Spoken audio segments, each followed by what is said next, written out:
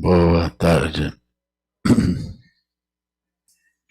Então eu queria seguir um pouco mais na linha que a gente já estava percorrendo, né? Dos 21 itens. E eu queria trazer agora novamente uma reflexão sobre o funcionamento dos SEBs, o funcionamento dos JEBs, né? Como que a gente, enfim, mantém essa coisa funcionando, né?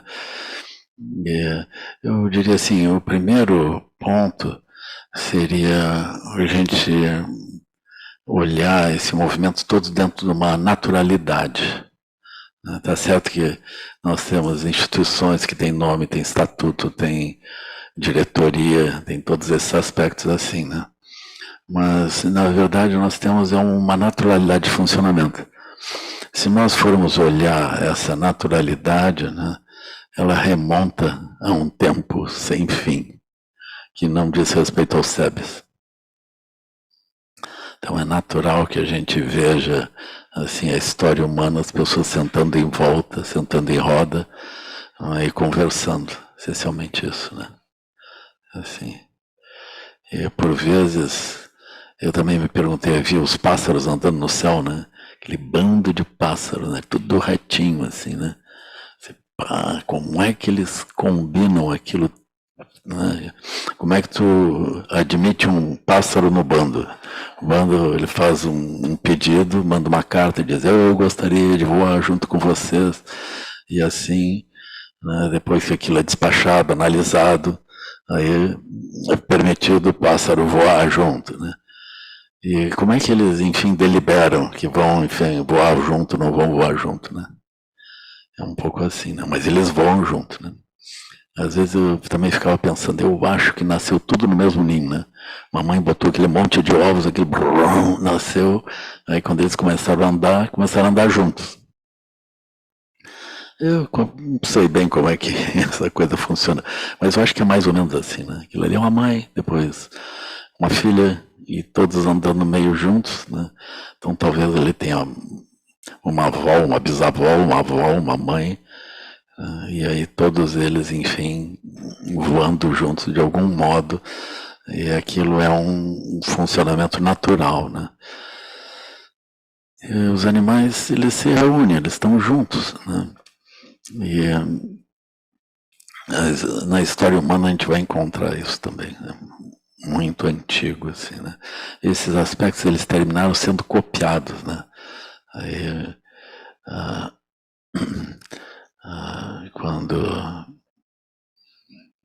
quando os organizadores, as organizações e as pessoas que refletem sobre isso começaram a estudar esse tema, né? Ou seja, como que as organizações podem ter sucesso, como é que elas funcionam. Aí alguns deles voltaram a esse ambiente antigo, né? Então eu lembro dessa história de como é que surgiu essa noção de investigação apreciativa, e surgiu esse nome, né? Que não é propriamente, isso no fim vira um copyright, né? Aí tem direito sobre a expressão, só pode usar tipo ecovila. Ecovila, nós somos uma ecovila aqui. Aí não, momento, só pode usar a palavra ecovila se filiar uma certa coisa, recolher uma taxa e seguir alguma coisa assim, senão não tem direito. Aquilo é uma marca registrada. Então, aí surge, mas isso é uma modernidade, assim, né? Que tu começa a cobrar pelo uso das palavras. Mas, essencialmente, aí surge também essa noção da investigação apreciativa, né? Que aí vira uma forma de olhar. Mas eu tive olhando, né? Nós tínhamos um amigo na Sanga que era um dos representantes da investigação apreciativa no Brasil. Assim, né? Então, o Valença, né? Lá de Recife. Aí vinha essa imagem, né? Os primeiros professores, o primeiro professor disso, ele veio da Índia. E aí ele tinha um aluno que se tornou também um professor, que era um americano.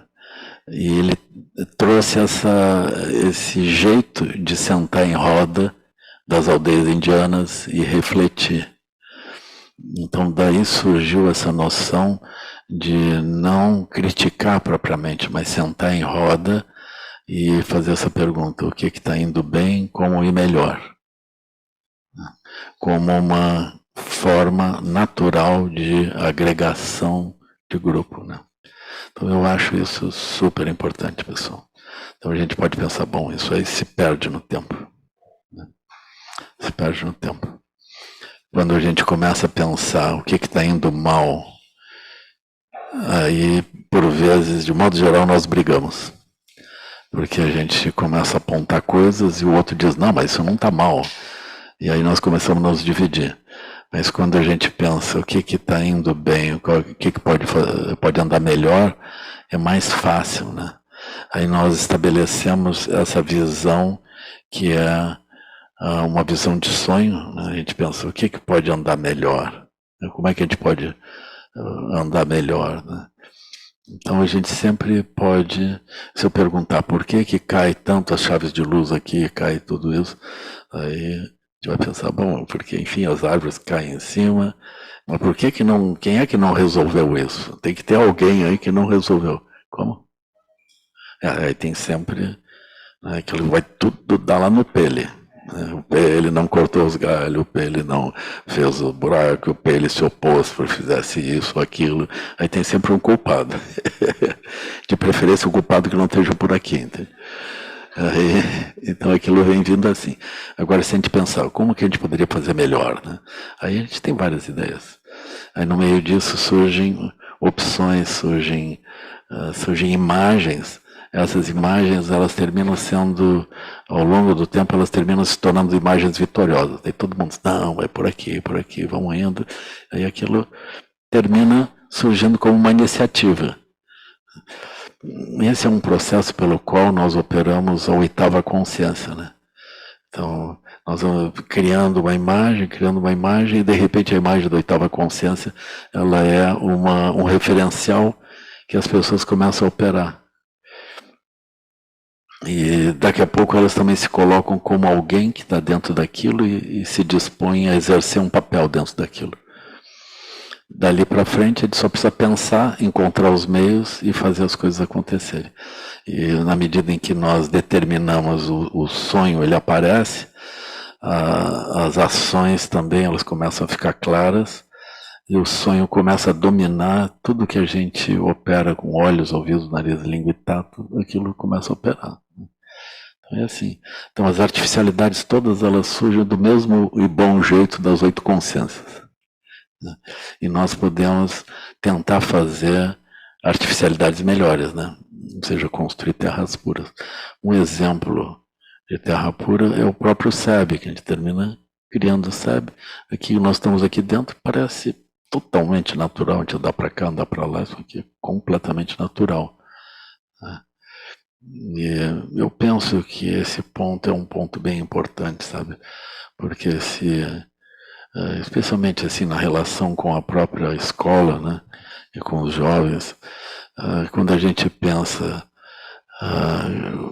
como que um centro budista poderia ser vitorioso e funcionar, e como é que a gente pode ir para algum lugar sem patrocínio econômico, sem nenhum tipo de facilidade fiscal, ou seja qual for, né, como é que essas coisas podem funcionar, a gente pensa, isso eu não apostaria nada nisso, isso não vai dar certo, assim, é claro que não vai dar certo, né? Então eu acho importante que a gente entenda que na medida em que nós sentamos em roda e sonhamos e olhamos, aquilo começa a se tornar mais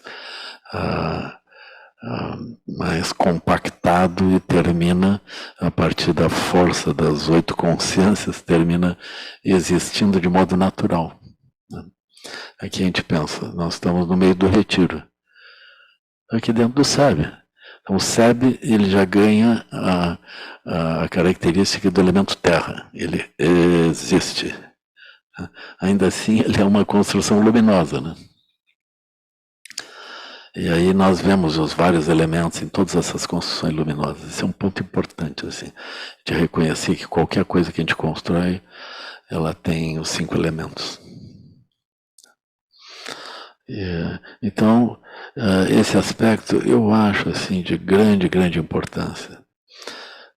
é um método de ação no mundo, que é uma ação calma, porque ela vem pela oitava consciência, sétima consciência, e aí nós começamos a nos movimentar ali dentro e aquilo começa a operar, né?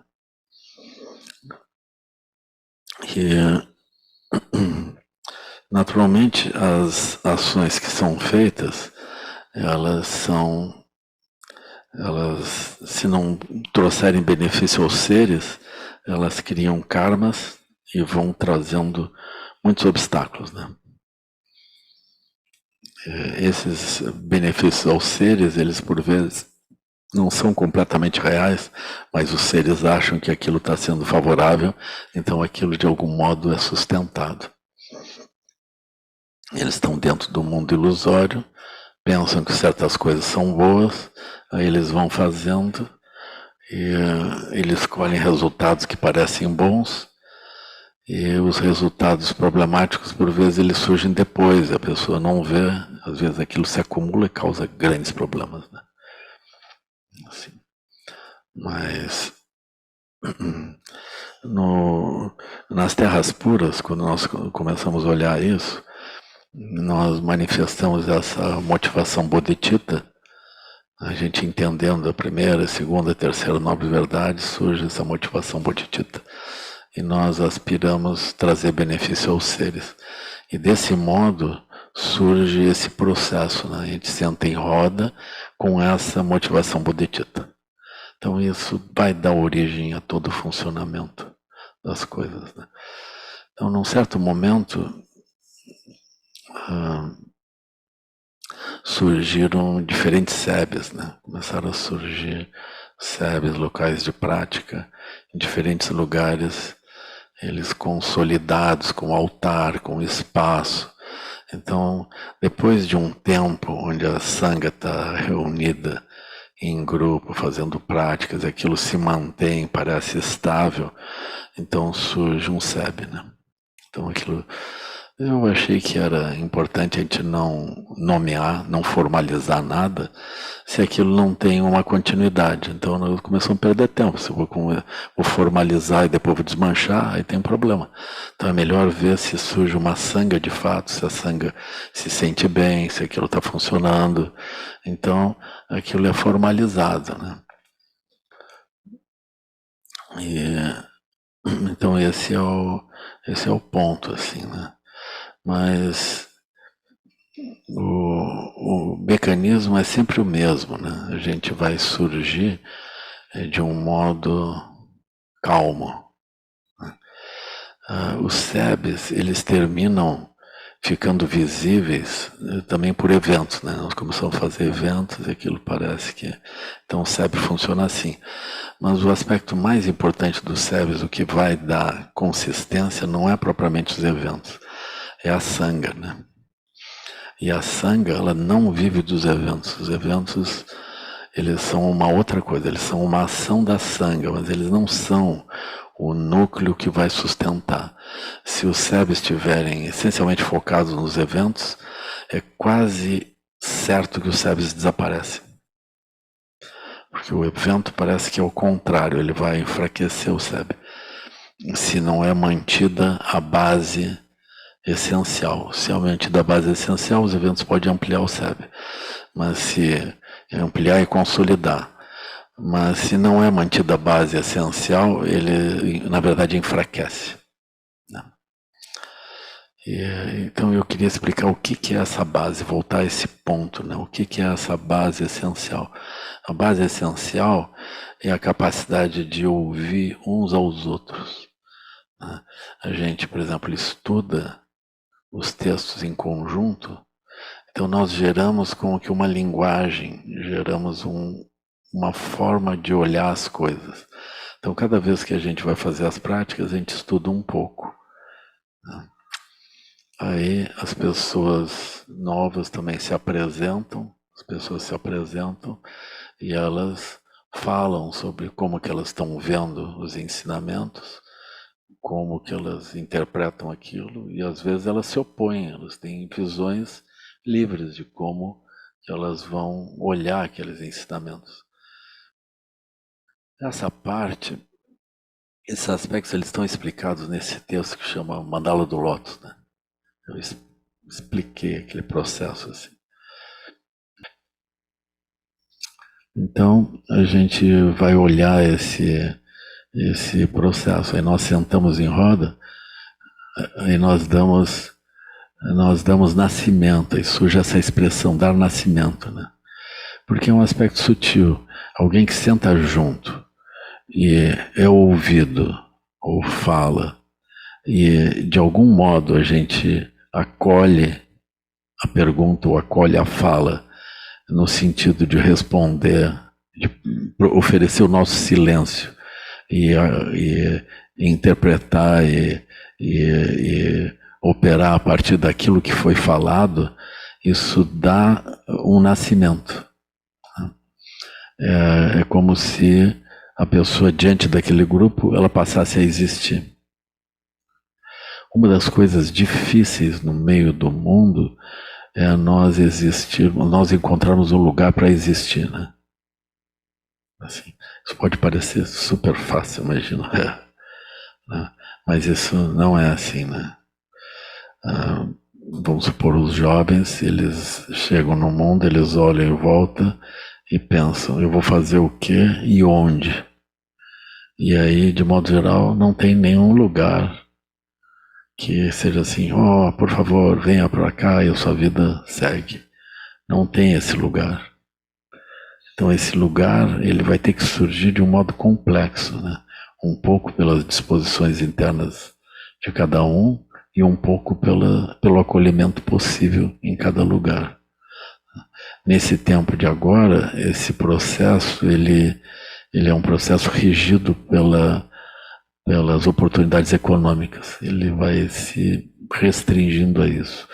É como se nós não tivéssemos nenhuma forma de existir a não ser através de definições econômicas, como que a gente está atrelado a um processo de geração de renda econômico, né?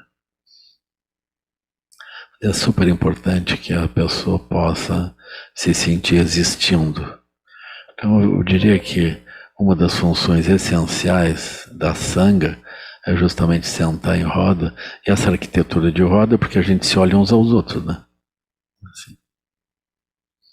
Então essa arquitetura é super importante, porque a gente se vê uns aos outros. Então nós estamos acolhidos dentro daquilo. Então esse acolhimento é um ponto importante. Junto com isso, o fato de que nós estudamos. Quando a gente estuda os ensinamentos do Buda.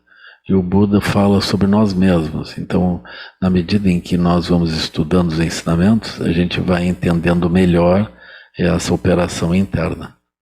Como é que nós estamos operando para o bem ou para o mal, como é que as complicações surgem, como é que as coisas melhores surgem, e como é que coisas sutis que a gente nunca tinha visto também aparecem, como que nós levamos em conta esses vários aspectos, né? Aí quando nós começamos a olhar desse modo mais profundo, mais complexo, mais abrangente as nossas próprias vidas, nós já estamos no processo de prática. Quando a gente acessa a linguagem, começa a compreender,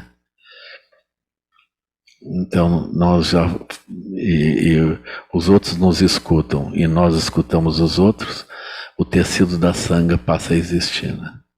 O tecido da Sangha, pessoal, eu acho que é uma das coisas mais preciosas que pode existir em múltiplas vidas, assim. Porque as pessoas podem se juntar para jogo de futebol, para jogo de xadrez, para várias coisas. Para trabalhar junto, ganhar dinheiro junto, ou perder junto, ou, sei lá, as várias, para fazer guerra, para matar e para se defender. Mas essa capacidade nossa de sentar em roda para aprofundar a visão sobre nós mesmos, no ritmo e no jeito como nós estamos vendo, naquele momento, né, isso é muito profundo. Por exemplo, uma escola, ela é algo que de modo geral tem um currículo, a gente vai ter que se adaptar ao currículo. Mas esse processo de roda, ele se adapta à situação de cada um, né? O próprio grupo olha cada um e entende a cada um do jeito que está. Então cada um vai andando como ele vê, né? Mas então surge esse aspecto, né? Então a gente começa a ver. É muito raro nós sermos ouvidos uns pelos outros e nós ouvirmos uns e outros. Mas ouvirmos uns e outros dentro da perspectiva do Dharma é muito profundo, é muito raro, assim, muito, muito precioso. Isso não é uma coisa comum, não é, por exemplo, a gente vai num templo e isso acontece. Não necessariamente. Nós podemos visitar muitos locais sagrados, ainda que a gente sinta coisas profundas, é como se, enquanto não ocorrer uma capacidade dos outros olharem para nós no fundo do olho e nos ouvirmos e nós ouvirmos os outros e os ensinamentos começarem a fazer sentido para uns e outros, a linguagem começar a se estabelecer, não apareceu a sanga, nós não estamos dentro de lugar nenhum. Assim, então esse ponto é o ponto mais importante, né?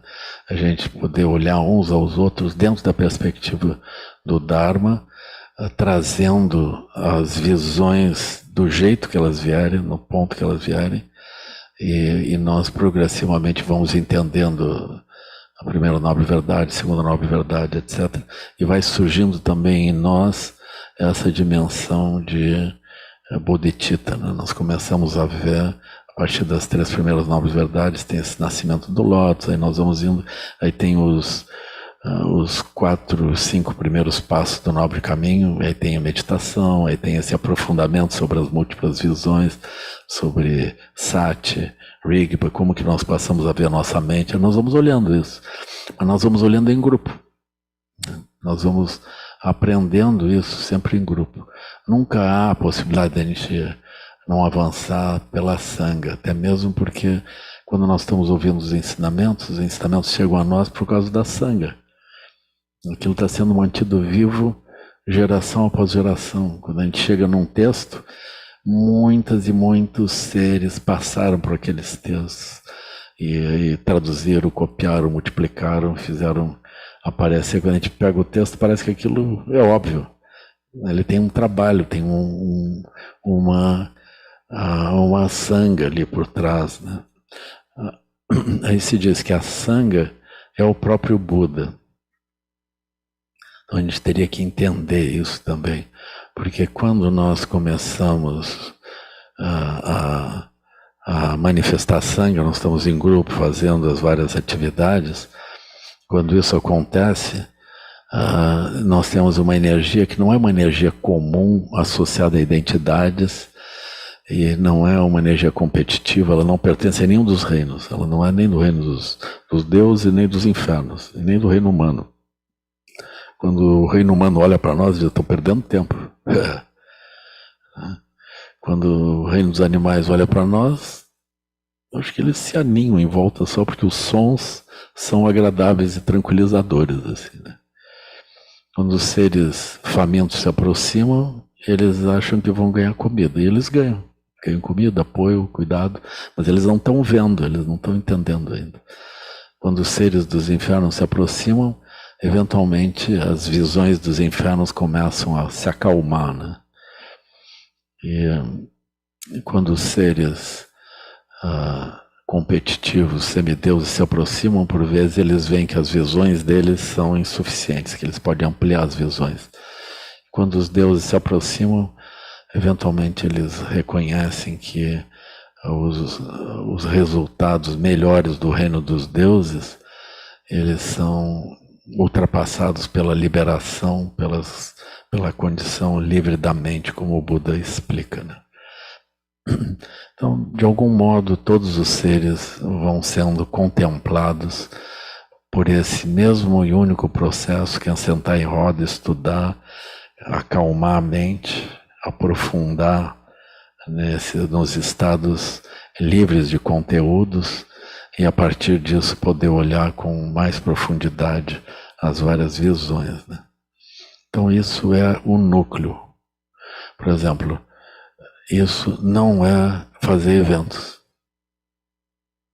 Fazer eventos é uma coisa que, ainda que seja muito visível, grande, importante, né? Eventualmente potencializa a própria manifestação da Sangha. Quando o evento termina. Então, o ponto mais importante é que as pessoas sejam efetivamente acolhidas no ponto onde elas estão, que elas possam trabalhar. Então, a minha sugestão para quem quiser, por exemplo, ajudar o funcionamento dos SEBs e ajudar os JEBs, o surgimento dos JEBs, é sempre isso, né? Que a gente tenha essa prática, que a gente senta em roda. E eu até sugiro assim, vocês não se preocupem se tem alguém mais, nós podemos praticar sozinhos. Nós pegamos os textos, nós fazemos meditação, nós estudamos, olhamos a nossa vida a partir daquilo, refletimos, tomamos um chá e vamos embora. É inevitável que algum amigo mais adiante sente, e aí nós somos 2, e nós somos 5, e assim nós vamos andando, né? É isso. Eu lembro perfeitamente a areazinha pequena do SEB Porto Alegre, no meio de um fundo de um pátio, do lado de uma grande mangueira, que é uma raridade no sul aqui. Grande mangueira, um pátio maravilhoso, assim, aquilo é uma área um pouco suspensa, onde atrás tinha a porta de entrada na sala de meditação. Então ali fora cabiam umas 8 pessoas, apertando um pouco, umas 10 pessoas. E ali a gente estudava, muito feliz, estudava Surangama Sutra. E ainda assim, estudava o Lankavatara Sutra, o Sutra do Coração, o Sutra do Diamante. E nós íamos, depois sentávamos em roda dentro, meditávamos, tomávamos chá, e a gente ia embora. Era assim. Então tinha os cachorros, tinha os gatos, né, todos eles com nomes, aí os cachorros que faziam prostração podiam entrar na sala, uma coisa direita assim, né? E foi ali que o Chagdu Rinpoche chegou também, deu a primeira iniciação, né? E ali chegaram os representantes de sua santidade Dalai Lama, ainda no ano os anos anteriores a 1992, eles chegaram ainda na década de 80. Ali, então eu lembro Lord Gyari, Rinchen Darlo, aí eu vou lembrar o Alex Berzin, que é uma pessoa super famosa. Se vocês botam lá Alex Berzin na internet, vocês vão ver os sites, muitas traduções feitas por ele. Então ele também nos visitou, se hospedou. Vocês vão encontrar o José Inácio Cabezon, também, que era um cubano radicado nos Estados Unidos, naturalmente virou americano, e ele também é tradutor de Sua Santidade Dalai Lama. E aí começa assim uma lista de pessoas. Aí tivemos delegações do Mosteiro de Garden Charts, tudo nesse lugar. Tinha uma areazinha, tinha a sala, tinha uma cozinha, um banheiro, né? Assim, super bonito. Embaixo a casa da minha mãe, que progressivamente foi sendo invadida, tomada conta. Assim, né? Aí Chagdu Rinpoche também foi lá muitas vezes. Nessa sala a gente tomou decisão de comprar essa área aqui, assim, as sangas, né? Aconteceu isso. Aquela sala, Chagdu Rinpoche recebeu pela primeira vez o cumprimento das pessoas, o oferecimento de kata. Foi assim, passou uma fila interminável de pessoas oferecendo kata, e sentando, ouvindo os primeiros ensinamentos, as primeiras traduções, fazendo as primeiras práticas. Ali teve Muriel Maroshi, que está aqui, fotinho dele. O primeiro mestre que entrou ali foi Tokuda-san, quando a sala se estabeleceu. Antes da gente fazer o primeiro zazen, na manhã seguinte Tokuda-san foi lá. Aí ele assinou o livro, deu um nome para a sala, Sangen Dojo. Foi assim. Era um tempo que não havia muitos praticantes, então nós tínhamos um livro, todos os praticantes chegavam, assinavam, a gente fazia como se fosse uma ata. Bom, hoje nós fizemos tal coisa. Aí tinha a assinatura de todo mundo. Aí nos horários, vocês vão encontrar, ainda tem aqui os registros. E, então tínhamos as fotos das crianças, assim. Aí vocês vão ver, assim. essas pessoas, muitas delas depois se tornaram praticantes importantes de outros grupos e aquilo foi indo assim. Então isso é a Sangha. A Sangha, ela vai se expandindo. A gente podia dizer, bom, isso é a Sangha SEB. Não, isso é a Sangha. Ela não tem nome, ela vem desde sempre, ela faz o mesmo. Nós nos reunimos, contemplamos os ensinamentos do Buda, contemplamos internamente, nos estabilizamos, nos alegramos, a gente toma um chá ou come alguma coisa e seguimos. Aí nós começamos a sonhar, nós vamos sonhando. E nós vamos sonhando terras puras, vamos sonhando sempre mundos melhores, situações melhores, e tudo vai sendo construído, tudo vai andando, né? Assim. Então isso é a base, esse é o funcionamento, né? E, por exemplo, vamos supor, agora está vindo David Eloy ao Brasil, né? Então vai ter uma série de eventos em várias partes. Quando ele for embora, ele foi embora. Então isso não é a base de funcionamento do grupo. Mesmo quando vier os 4 monges agora que a gente está esperando, provavelmente vem talvez mais gente. Então eles vêm, depois eles vão. Mas o que há que representa uma continuidade? É justamente a capacidade nossa de praticar. Nós olhamos dentro, nós amadurecemos e nós nos enriquecemos uns aos outros com a nossa prática e acolhemos uns aos outros, e desse modo surge essa riqueza, né? Então eu fico super feliz de ver aqui agora os vários SEBs, e aqui dentro também a gente gerou a escola num certo momento, também sonhou e foi andando, nós sonhamos muitas diferentes coisas e fomos fazendo e fomos andando. Nós já temos desde o ano 2000, no mínimo uma vez por ano a gente se reúne para tratar de assuntos sociais, de assuntos amplos do mundo, da sociedade, e isso tem nos ajudado a sonhar também, a fazer outras coisas. Nós vamos andando, né? Eu acho que todas essas atividades, elas são atividades pedagógicas importantes e elas precisam ter por base a nossa própria prática, né? Nós estudarmos, contemplarmos e andarmos. Uma parte especial dentro disso é também os jebes, né? Essa ideia dos jebes, ela surge com o mestre do Templo Zulai, o fundador do Templo Zulai, né? Que ele, ouvindo ele falando sobre a importância do Dharma, etc., ele disse da importância também de nós falarmos o Dharma, expressarmos o Dharma em todo e qualquer lugar, e não apenas dentro dos nossos, dentro dos centros budistas, né? Mas que a nossa casa fosse também um lugar onde isso pudesse ser feito, né? Aí surge essa perspectiva assim, porque nós sempre temos amigos, a gente faz práticas em casa, etc. E de repente a gente convida naturalmente alguém para andar junto. Quando surge uma regularidade disso, a gente pode pensar, bom, aqui é alguma coisa, aqui é um SEB, não é um SEB, mas é um JEB. Então a noção do JEB, ela inclui uma impermanência mais clara, assim, se aquilo surge por um tempo, depois cessa, tá bem.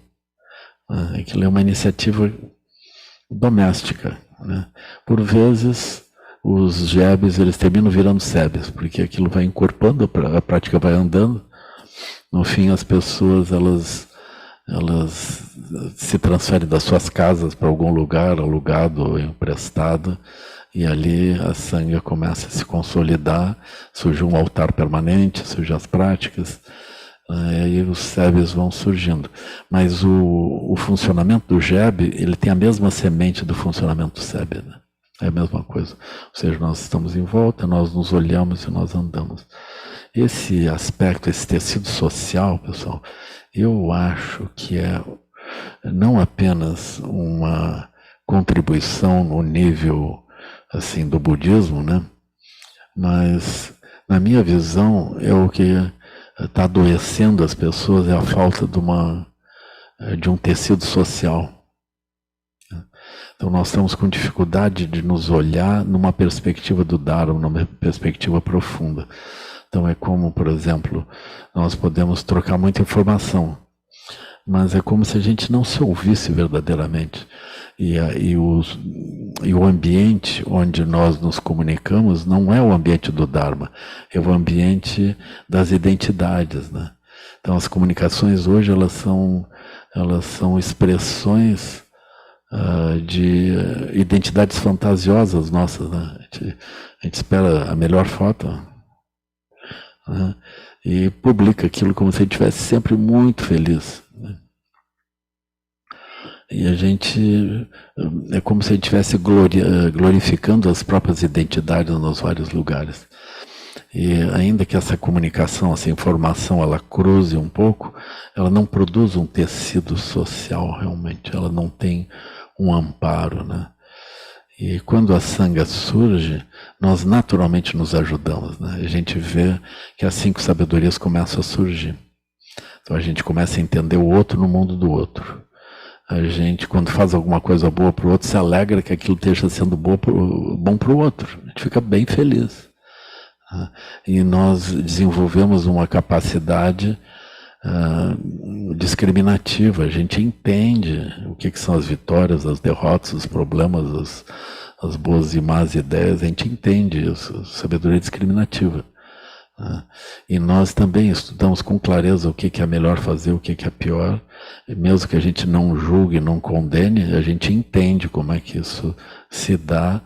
E em grupo nós vamos ir compreendendo melhor esses pontos, né? E naturalmente nós vamos estudando e entendendo melhor Dharmata, que é o que a gente está olhando aqui. Ele foi até olhando muitos detalhes sobre esse ponto do reconhecimento do aspecto primordial da mãe de todas as manifestações, que enfim é apresentada como Dharmata, né? A mãe de todos os Budas também. Então isso é uma grande riqueza. Nós temos uma comunidade que está olhando e se enriquecendo e ampliando essa riqueza para todos. E nós naturalmente somos muito mais estáveis, porque nós temos uma natural proximidade e amizade, cuidado uns com os outros.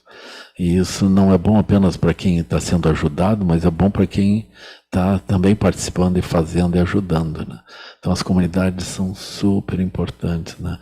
Isso é a Sangha. A Sangha é o Buda. Tem uma inteligência própria que ultrapassa a inteligência individual, né? Isso pode ocorrer já na perspectiva dos jebes, né? Assim. Então os jebes e os sebes têm esse aspecto. Eu até recentemente eu tinha uma noção de não divulgar os jebes, né? Porque a divulgação ela vai transformando tudo numa espécie de evento, né? Então eu escutei muitas vezes as pessoas dizerem: olha, eu gostaria de fazer isso, mas é difícil porque as pessoas não vêm. Não é uma questão de as pessoas virem ou não virem. É uma questão de nós praticarmos e aquela prática ser útil para nós. E na medida em que aquilo é uma coisa importante para nós, é completamente natural que essa riqueza ela termine sendo vista e outras pessoas começam a compartilhar. Nós vamos gerando essa riqueza que vem da própria prática. Então, por exemplo, é um tipo de obstáculo nós pensarmos que os sebes funcionam a partir dos eventos que são as práticas, ou dos eventos que são as práticas dos jebes. Eles não funcionam a partir de eventos, funcionam a partir da nossa prática. Então, o evento não é um evento de convidar pessoas, é um evento de nós praticarmos. Assim. E de preferência a gente pratica formalmente, quando a gente se levanta, que é o período pós-prática, aquilo também é prática. Não porque nós vamos ficar sérios, caminhar formalmente, não é isso, é porque nós seguimos observando a profundidade das múltiplas experiências. Então isso é a prática, né? Assim. Então, por vezes, eu imaginava que não seria interessante também divulgar, né? Assim. E agora nós estamos num tempo que eu acho que a Sangha amadureceu, a gente já tem uma visão melhor das coisas, né? Então eu acho que Eu estava conversando com a Ellen sobre isso, né? E conversando com diferentes pessoas sobre a possibilidade da gente fazer uma área especial onde quem está se aproximando pode também encontrar os jebs e encontrar os grupos de prática num sentido mais amplo, porque os jebs terminam ficando secretos, né? Eles operam, mas eles operam secretamente. Né? Então, enfim, aí as pessoas podem encontrar os jebs, né? Mas o recado é que a gente não vai constituir nem jebs nem sebes simplesmente por promover encontros, né? Promover eventos, mas a prática de cada um é que vai constituir aquilo, né? Isso é uma diferença sutil, mas ela é bem importante. Se vocês observarem por que os grupos eventualmente eles desaparecem porque eles ficam dependentes de eventos. E, então as pessoas que estão envolvidas naquilo, elas não estão colocando a sua prática efetivamente ali. Elas se movimentam para produzir um evento. Se os eventos não acontecem, aquilo desaparece. Mas, por exemplo, nós não precisamos de eventos. As 4 montanhas, elas estão chegando. Nós precisamos da nossa prática. Mas a nossa prática, ela pode acolher as pessoas podem chegar a praticar conosco. Então esse é o ponto. Se a gente pratica desse modo, aí nós temos solidez e nós andamos de fato assim, né? Então eu queria trazer essas reflexões que elas acoplam com a noção dos 21 itens, né? Então os 21 itens é como se fosse o eixo desses vários encontros. Então nós podemos nos encontrar e estudar essas várias coisas e os textos correspondentes que vão clarificando essas visões e nós vamos aprofundando sobre isso, né? Então é uma coisa maravilhosa, né? Porque a gente vai encontrando os múltiplos textos, aí tem essa imagem indiana, né? Que nós vamos movendo a madeira de sândalo e vai aparecendo perfume, né? Aí nós estamos movendo o Dharma e vai aparecendo o perfume do Dharma, né? Então isso é muito maravilhoso, é muito feliz, assim. Então não importa o que a gente esteja estudando, esse efeito, ele de fato ocorre, né? E assim nós vamos nos movimentando. E, num sentido mais amplo, né? Nós temos agora vários movimentos. Então a Sangha do SEB, ela se tornou mais complexa, né? Porque nós temos agora também o SEB Online, que fez uma super diferença, né? Super importante, assim. E, então nós estamos aqui, e aí tem outro tanto que está no Zoom e outro tanto que está no YouTube, né? Assim. Então isso é super importante. Então tem uma possibilidade de a gente manter uma continuidade por um pouco presencial, um pouco à distância. Como nós vimos hoje, essa distância pode ser quase do outro lado do planeta. Podemos estar a muita distância e aí nós nos sentimos juntos ainda assim e podemos sempre avançando. Então no meio disso nós temos estudos que são amplos, né? Que eles podem ser acompanhados à distância. Então nós estamos com esse modelo híbrido e presencial, que nós estamos aprendendo ainda a usar isso, mas eu acho que está efetivamente sendo acolhido, né, nessa mesma modalidade, porque a gente podia pensar, online as pessoas assistem remotamente, mas as pessoas começam a participar também remotamente, né?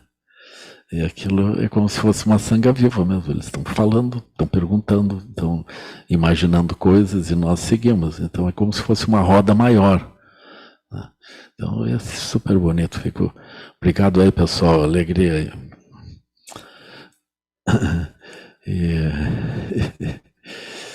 Então, essencialmente, resumindo, a gente volta a essa mesma antiga prática que é sentar em silêncio, como na época do Buda, né? Trocar e acolher uns aos outros, porque nós ouvimos e porque o outro nos ouve, e sonhar junto e criar as terras puras, criar os ambientes. As terras puras, vocês imaginem assim, um SEB é uma terra pura. Por quê? Porque nós estamos de saída voltados a produzir esse funcionamento. Não tem outra razão. E aí nós nos acolhemos os seres. Eu acho muito feliz que a gente acolhe os seres da natureza também, os outros reinos. Se vocês olharem aqui, essa mancha verde é o SEB. Se vocês olharem pelo Google, né, tem uma mancha verde. Vocês vão ver o SEB. Aqui a gente vai encontrar animais que a gente acha muito estranho, né? Então aqui a gente já viu o cachorro do mato. Como? Já está aí assistindo também. E nós vamos encontrar animais assim, é isso.